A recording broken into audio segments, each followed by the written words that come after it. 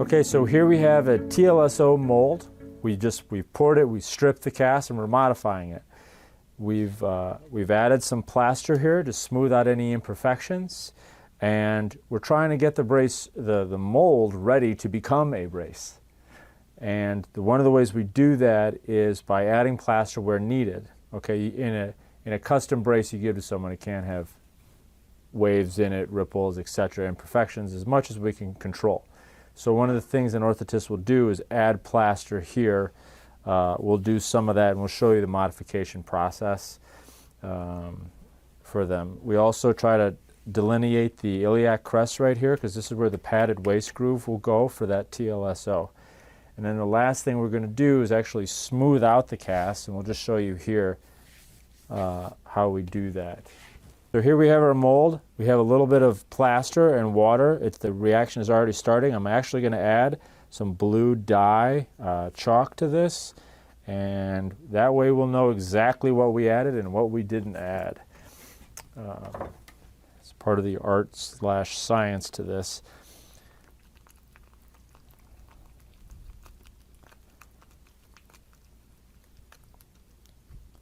A lot of times an orthotist will add on plaster, for example, bony landmarks.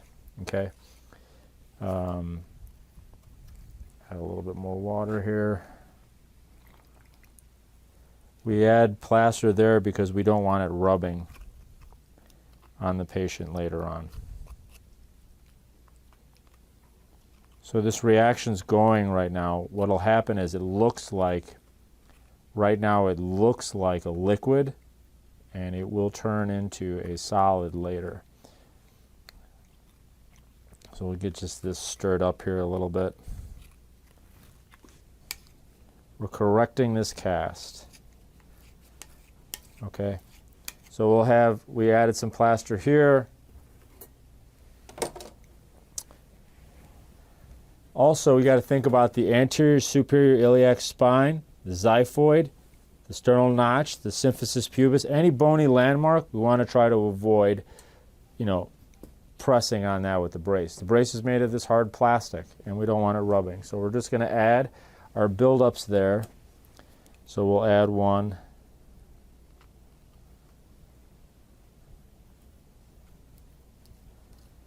For example, here at the anterior superior iliac spine. Okay, you can add as much or as little as you want,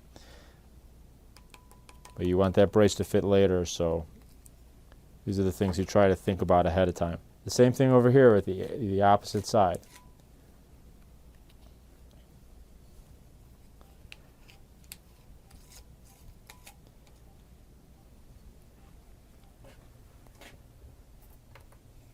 As an orthotist comes around and he or she is trying to prepare the cast, we'll use this tool right here, try to get rid of unwanted bumps, and we kind of sand it away.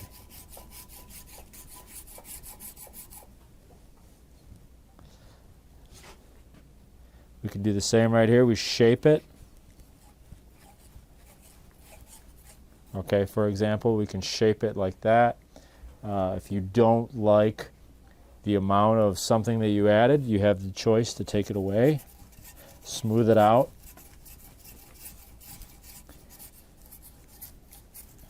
Like this.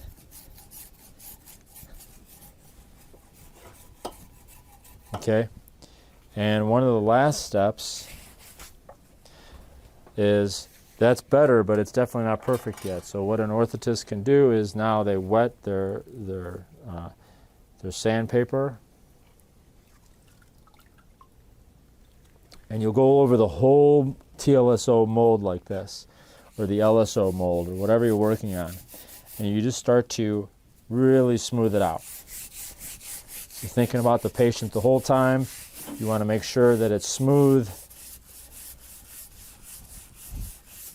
Okay, this is the last stage right here prior to us taking it to the oven, and so the oven is where we heat our plastic, and we do a pull of the plastic over this, and we use a vacuum to vacuum form it, and it'll suck right onto this mold and take the real true shape of it.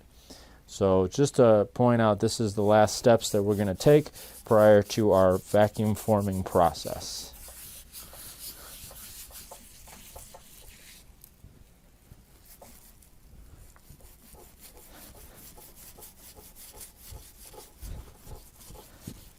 Okay, now this mold is ready to go. It'll dry up, and then we'll take it to get vacuum formed in our next part of this video.